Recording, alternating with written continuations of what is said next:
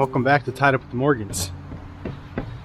Today I want to go and show you what I found in the last video. Whenever I was doing the chicken of the woods video, I was looking for some chanterelles to show you an example on that, and I came across something really cool, which was the ghost pipe flower, also known as Indian pipe.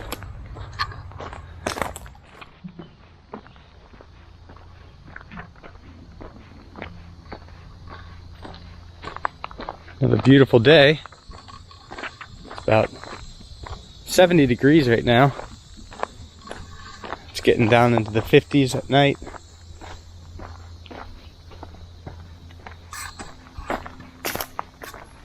So my parents are in Boonville. Today's the first day of them being at Boonville. They got there yesterday, but it's the first day of the meet and greets and everything, so they're there.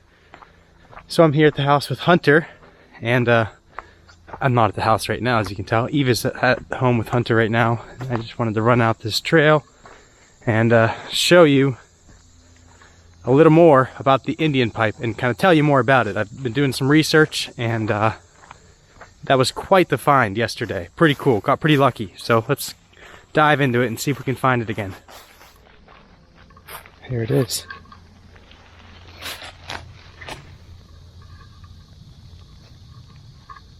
So the Indian pipe or ghost pipe, it has quite a few names, and we're going to read some of those. I actually have a list here on my phone we're going to take a look at because it's a lot to remember. But the first name that we should know is its scientific name, which is Monotropa uniflora. And I do have a little breakdown on what that means. Monotropa is Greek for meaning one turn, and uniflora is Latin for one flowered, because there's only one flower of this.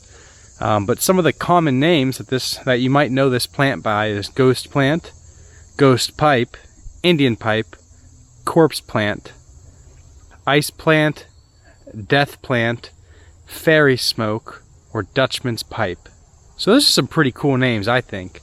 But actually, you know what, the sun's kind of starting to get on this a little bit, so let me turn the camera around here for you to see it. Okay, so I wanted to get a little closer to it. That way we're at the same height here as this plant.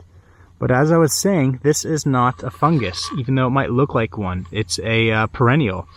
It's a herbaceous vascular plant. Herbaceous meaning it has no woody stem that's above the ground, which is very common of perennials, annuals, biennials. But let's talk a little bit about its native range, because it's got a very big native range, and that is, it can be found in the temperate regions of Asia, North America, and the very northern part of South America. But that's not to say that it ranges from the northern part of South America all the way through North America, because that's not the case. I can't speak on like Central America. I don't know exactly where. I just know it's found in the more temperate regions, and I'll go into that a little more about. I just got bit by something. Sorry. I'll go into that a little more about the regions, or more so the areas. But as far as the United States, I know more about that from my reading, and that's that it's definitely not found in high elevations. So really, I would say the Rockies and like the Southwest, you're not going to find this. Other than that, it seems to be pretty common, not common, but it can be found throughout the rest of the US, even up to Alaska. So the ghost pipe plant is very unique and unlike a lot of other plants that we have. So for one, I mentioned its region. It has a very big native range, but it needs specific type of soil, and that's like a dark, organic, good fertile soil, which is what we have here. And it's really in dense woodland is where it's going to have the best soil, and that's because of all of the plant and animal decay, that matter that's going to break down. It creates a good soil that's nice and dark, and yeah, it needs that kind of soil to grow. And there's a reason for that. Well, before I get to that, it doesn't need sunlight. That's what's interesting, right? So many plants need sunlight. Sure, you have things like hemlocks, which are very shade tolerant, and some things are more shade tolerant than others. whereas the ghost pipe, it does not need any sunlight. And that's because this plant, it's really crazy. It doesn't get its energy from the sun like plants do. It's not dependent on the sun. So I think that's really cool. This thing here, right? Sorry. This plant is not dependent on sunlight at all. It does not get its food or its energy from the sun. So how does it get it? Let's talk about that. So what's so cool about this plant is, one, that it's a white plant, right? So many other, and the whole thing is white. So many other plants are green, right? You want to look around me and you'll see, you know, poison ivy, you'll see ferns, you'll see, you know, young trees that are all green, young oak trees, they're green, right? Whereas this thing is all white. And that's because it does not contain chlorophyll, so there's no photosynthesis happening, which is converting the sun's energy into food for the plant. So none of that's happening with the Indian pipe or the ghost pipe. So the way it gets its food, or it gets its energy, because it needs to have energy, is through a host plant. It's kind of a three-way deal going on here, except the only difference is it's not necessarily a deal, like a mutual deal, is it's more so the Indian plant's just taking. It's not necessarily giving back. And what I mean by that is the ghost pipe, the Indian pipe, this wildflower right here, is it's taking its nutrients, it's tapped in to a fungus. There's a fungi, there's another mushroom around here that it is attached to getting nutrients from. That fungi is getting its nutrients from a tree. So one of these hardwoods around here, there's a mushroom that is attached to it that's receiving nutrients from that photosynthetic tree. So these are all photosynthetic trees. And that photosynthetic tree that needs the sun for its energy, for its food, is feeding, you know, its roots and everything below the earth are dependent on that sunlight. So it is then feeding this fungus. So that fungus is taking from the tree, and then this white flower here, the ghost pipe, is tapped into that fungus, getting its energy from the fungus, which got its energy from the tree, which got it from the sun. So I hope that makes sense. So there's like three things involved here, right? You have the tree, you have the fungus, and you have the ghost pipe.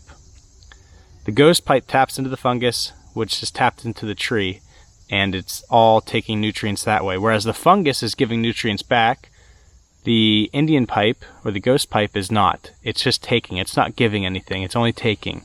But an interesting thing is it's not causing any harm. From my reading, which is just, you know, I'm not very well versed in this, right? I'm not an expert, but from my reading, it causes no harm, which I think is interesting, right? So it's just taking, and it's not causing any harm. So that's very cool. Another thing that is really cool about this plant, and what can make it kind of rare, I talked about its native range, I talked about the regions where you'll find it in the forest, a dense forest, you need good soil, stuff like that. It's very hard to grow, but this is only going to be above the ground for 1 week a year. So there's 51 weeks where right here, this plant, you won't see it. That doesn't mean it's not alive. It's definitely alive under the ground, or in the ground, I should say. But it is not alive above the earth, so we're not going to see it. So just for 1 week, it's in, I guess you'd say, bloom, which is pretty crazy. It sounds like propagation for this plant's very difficult. It's difficult to grow it on your own, or nearly impossible.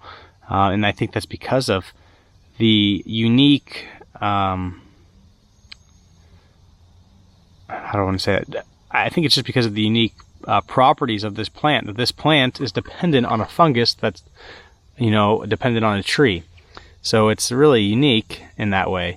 But, so yeah, I think a lot of these other plants out here, you can collect seeds, you can grow them yourself, whereas it seems like it's very difficult to do that, if not impossible, with a ghost pipe.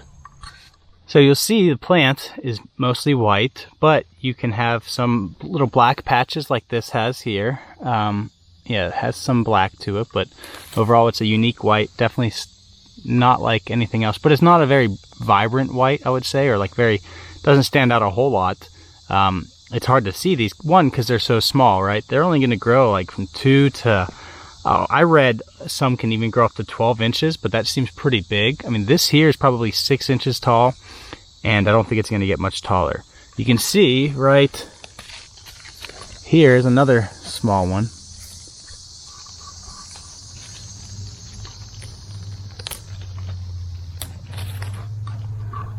Which is just, you know, an inch or two. So yeah, they're very small. They don't get very big. And it's going to have these scales. It has like almost scales right up along the flower here. I don't want to damage it, but it's got these scale-like things that are white and like translucent almost. The stem is going to have a flower here that doesn't get very big either. Looks like half an inch to almost an inch, I would say, from what I read. So it is edible. You can eat these, but it needs to be cooked thoroughly, and apparently when you do cook it, it tastes like asparagus. I like asparagus, so it's pretty neat. But it does have a lot of, in the past, especially by Native Americans, had been used medicinally a lot. Native Americans had used this for a number of things. The Cherokee used it for a lot of stuff, from like an eye cleaner. So they'd break the stem and like there's like a clear liquid in there that they would use to wash out their eyes, which is pretty interesting. But also it's been used to help prevent convulsions or spasms or even seizures. Been used in epilepsy in the past. But it sounds like the most common thing that it's used for is to reduce anxiety, which is pretty cool, that this little flower here can help reduce anxiety. And there's a number of other things that this has been used for medicinally. If you were to, you know, look that up on your own, I'm not going to go into all of it, because there really are so many uses that since the 19th century that it's been recorded as being used for. And so it's an herbal medicine. It's, you know, something that people have used in the past, and I'm sure some people still use today. So worth checking out if you have an interest in that stuff. But I think that's it, though. I really don't have a whole lot more to say on this. It's a cool plant, though, and I think I've seen it in the past. This looks familiar, especially this spot. I feel like I've seen this before, not too recently, but sometime in the past few years. I'm pretty sure I've come across this plant. Yeah, so it's not a fungus. That's the main takeaway from this video. If you learned anything, learn that ghost pipe is not a fungus. It's a perennial wildflower, and it's only going to be active or above the ground for 1 week out of the year. So in the middle of that video, I had to run over to the house, and I did run, literally, because I had heard one of the chickens getting kind of loud, and I know Eva's there with Hunter, but they're inside, and I just would hate for something to happen to the chickens, especially when my parents are gone on my watch. So everything was fine, though. They're just fighting with one another. But as you can see earlier, the sidekick was behind me. I ended up bringing the sidekick back. That way I'm going to be a little faster getting back to the house in case I were needed at the house. But I'm just walking along this trail here. This one gets overgrown. We don't come out here a whole lot with the equipment or, you know, the side-by-side or anything, but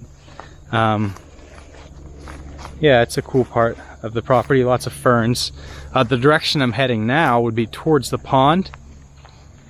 Behind me over here is the wood yard.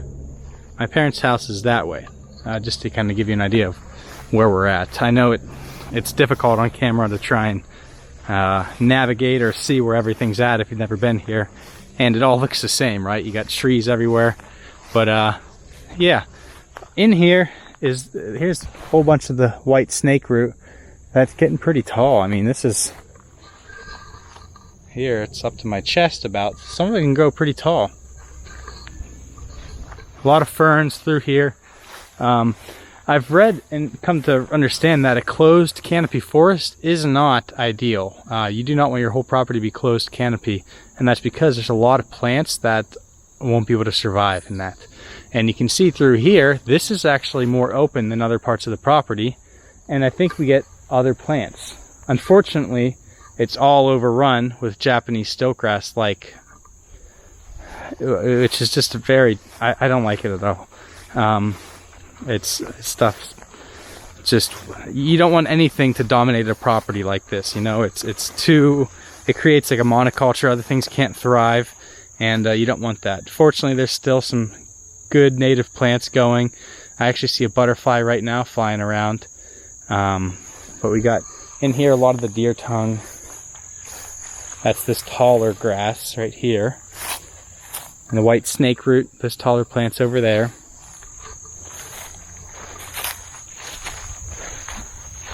And this is that valley that I was talking about with the chicken of the woods. That valley in there, it's all, not all, but mostly witch hazel.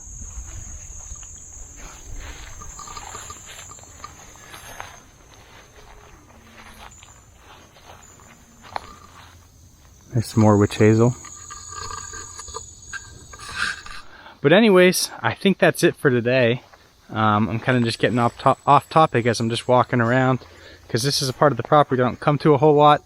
Actually, straight ahead about 30 yards is where I first saw a barred owl on the property. There was a barred owl here a few years ago, and he was living inside a cavity of a tree. So that summer I came out here quite a bit to watch him, and that was really cool. Alright, well, that's it for today though. Thanks for watching. I hope you're enjoying these videos. This is kind of the second video that was just purely dedicated to like a specific plant. Sometimes I'm kind of just talking about lots of plants. So today was all about the ghost pipe or the Indian pipe. So I hope you enjoyed it. Please leave a comment below. Let me know what you think. Let me know if you have any questions. If you've seen the ghost plant, please tell me. I'd like to know, where you've seen it. But that's it. Thanks for watching. Don't forget to like, subscribe, and comment below, please. We'd love to hear from you. And I'd appreciate the feedback on this series. It's going to be going forward for quite a while, I think. We're going to be covering a lot of plants. Plants that you want, plants you don't want. And yeah, hopefully I can make it a good series. So let me know what else you'd like to know, especially when I'm covering a specific plant. Let me know if you have any plants that you'd like to know more about, or what you'd like to know. Like what you would like to know about each plant. Alright guys, thanks. See you in the next video. Bye.